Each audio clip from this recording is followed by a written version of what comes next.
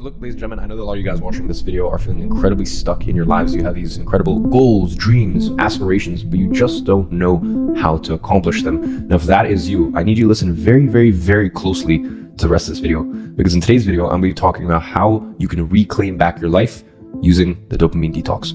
Now, real quick, let me tell you the first place that you're probably stuck, because most people think that they lack energy or they lack knowledge, aka the know-how, and that is why they are not where they want to be in life. Well, that's actually wrong. The main thing that you are lacking is focus. Because when you are a person who has a lot of focus and can focus in on a singular thing, then it's very easy to actually get the know-how and the tangible knowledge needed to accomplish your goals. And second, when you're focused in on a singular task and you can do that for a long time, you really start to enjoy it. Now, how do you cultivate focus? And this is really where the dopamine detox comes in.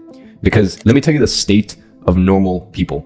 Right now, most people on their desk, they have 3 different devices. They have an iPad, an iPhone, a computer. Each one has, bell notifications going on. While that's running on a separate tab, they've got their Twitter feed running 24/7. And for me, one of the funniest things are seeing people with, multi-display setup. For me, one of the ways that I was actually able to get to $10 million after tax by the age of 21 was through focus. And one of the ways that I was able to focus was I've always just had one monitor in front of me. I've always just had one screen in front of me. And I've always made sure that I just have the window open that I need, and any windows that I'm not using are closed and can get reopened later. Another example is even when I was 14, 15, 16, and I was really getting into the world of self-help, starting to read a book a week and, really just working on myself and working on my capacity to focus and work. I was notorious for always just having my phone on airplane mode, most of the day. And then when I needed to use it, I would just take it off of airplane mode. And the reason I do this sort of stuff is because I want to make sure no one is able to rob me of my focus. So as I said, if you're at a point in life where you have these goals, but it feels like when you sit at your desk, you can't get to it. Like it's too hard. You're just constantly distracting yourself.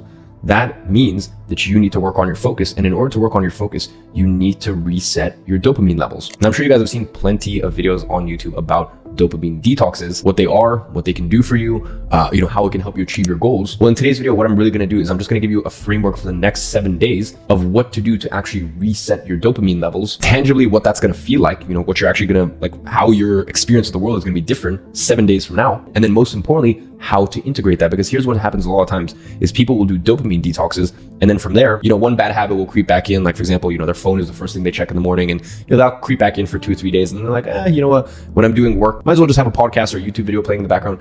And these bad habits start to sneak back in. So I'm going to show you exactly after the 7-day dopamine detox, how to actually integrate this back into your life. Now, everyone might have varying opinions on how long you should actually do a dopamine detox for. For me personally, I think 7 days is a good benchmark. And there are 4 key pillars to resetting your dopamine levels. Now, you need to understand that a detox, in of itself insinuates that it's going to be a short burst. So a dopamine detox for me, as I said, is not a lifestyle. It is a hard reset that you press in order to reset your levels. So that way you increase your capacity to focus, to be disciplined, and you actually increase your output levels. Now, for the next 7 days, starting from tomorrow, here are the 4 things I need you to do in order to practice a dopamine detox. Now, before I say this, as I said, there are people that have radically different approaches to it. These are just the 4 that I would recommend over the space of the last 8 years, ever since I was 14. So from 14 to 22, practicing different dopamine detoxes at different points of the year. So the first one is 1 hour a day screen time on your phone. Now, if you actually open up your iPhone right now, I'm sure there must be a version of this on Android. You can actually add your screen time as a widget onto your home screen.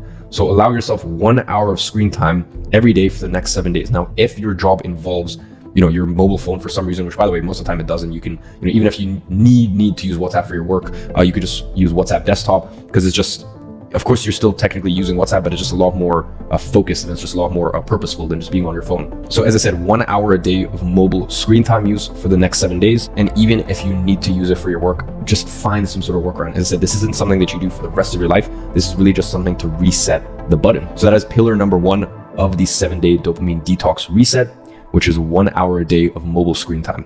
Hey, just a heads up, if you enjoy content like this, definitely go ahead and follow my Twitter. I'm posting stuff like this every single day on there in real time, just sharing my thoughts, things that are coming in my mind, things that have helped me get to this point in life. In fact, if you go on there, the first pinned comment is a full thread on exactly how I made $10 million last year in 2021 and the 10 things I learned from it. So I'll leave that on screen, and then I'll leave my Twitter handle in the description. Enjoy the rest of the video.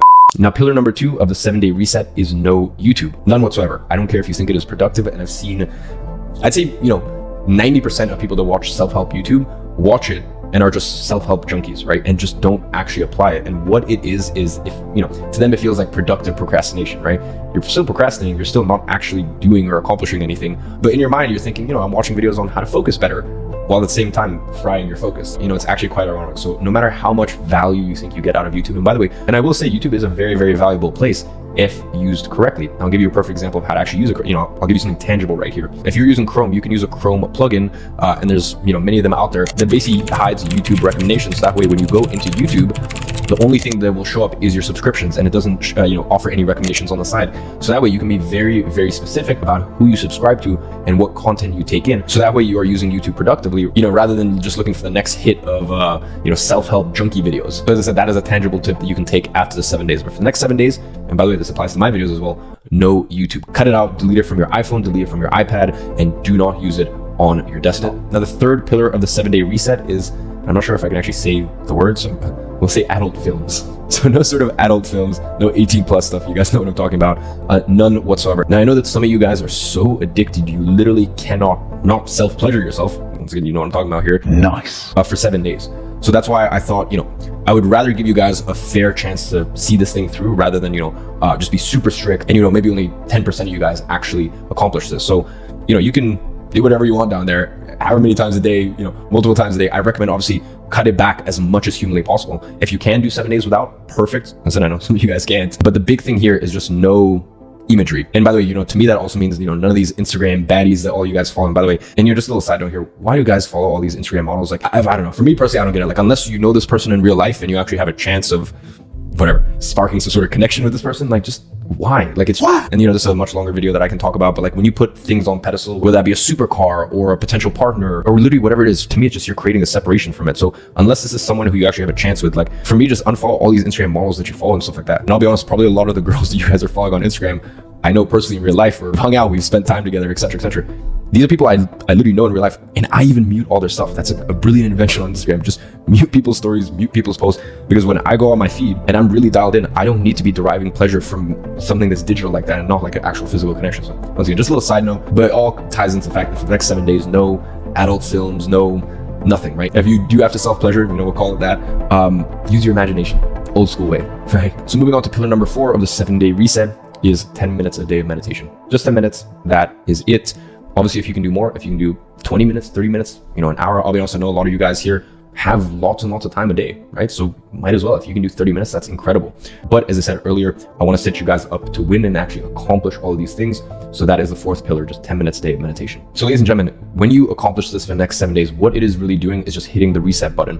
Things that before you found no enjoyment from, just looking at the view or just walking down the street with no music playing, right? Just literally the sound of the street. You're going to derive pleasure from things like that when you didn't before. Even just the 10 minutes a day of meditation, the first day it's going to be super, super hard. But by day 7, you're going to be like, I actually kind of enjoy this thing. Basically, what's going to happen is your baseline of stimulation, so the amount of stimulation you need in order to, get any pleasure from something, is going to reset, right? That's what the dopamine detox does. It's going to reset. So that means that when you sit at your computer, before the things that you found difficult or hard, or let's say, when you pick up your Kindle or a book to read, the things that you found difficult or hard before, now you're like, oh wow, this is actually, I'm in flow, I'm enjoying this. So that's what I meant when most people get it wrong, when they think that they need more energy or they need more knowledge. That is not true. Instead, what you need is more focus. And in order to have more focus in your life, you need to be able to enjoy and derive enjoyment from just the simple things. So this is truly the reset that you need in order to achieve your goals. Now, as I said, this is just 7 days. So you might be wondering, what do I do after this? Well, this is where something called monk mode comes in. Now, monk mode is something that I started talking about 2 years ago. I think there's been some books and stuff written about it, or I think it's been like a general thing that's been floating around for I don't know how long, but around 2 years ago, I started sharing my monk mode protocol, and it just, within my sort of cult following, it became a thing. So what you want to do after these 7 days is you want to go from dopamine detox to monk mode. So monk mode is really more a way of life. Now, monk mode is something that I do 6 months of the year. Then 3 months a year, I'm basically I just party. Work goes from my first priority to like my 3rd or 4th priority. And, I just enjoy my time. In another 3 months, I'm live a little bit more of that balanced lifestyle people talk about. So what I'm going to do is right below this video, I'm going to leave a link to my monk mode video on exactly how to execute on it. Once you've done the 7 days of dopamine detox, go straight into 21 days of monk mode. It's a lot less intense than dopamine detox. So, you have that to look forward to. And when you attach these two things, when you do these two things back together, whatever your goals are for 2022, consider it done. That's the way that I view monk mode. I know that if I can do 6 months of monk mode, then it doesn't matter that, I'm only doing 6 months of deep focused work, and 3 months a year I'm enjoying myself and partying, another 3 months it's more of like a balanced lifestyle, as I said. I know that in that 6 months, I genuinely get more done in those 6 months than most people do in 3 or 4 years, because these things compound and they stack on top of each other. So ladies and gentlemen, for those of you guys who have done monk mode in the past, I want you to leave a comment down below and share what your experience has been with it so far. Go ahead, check out that monk mode video, and just remember, focus is the thing that you need to be optimizing for. The more that you can have singular focus on the task that you're trying to accomplish, the more that you're going to win in life. So on that note, I'll catch you guys in the next video.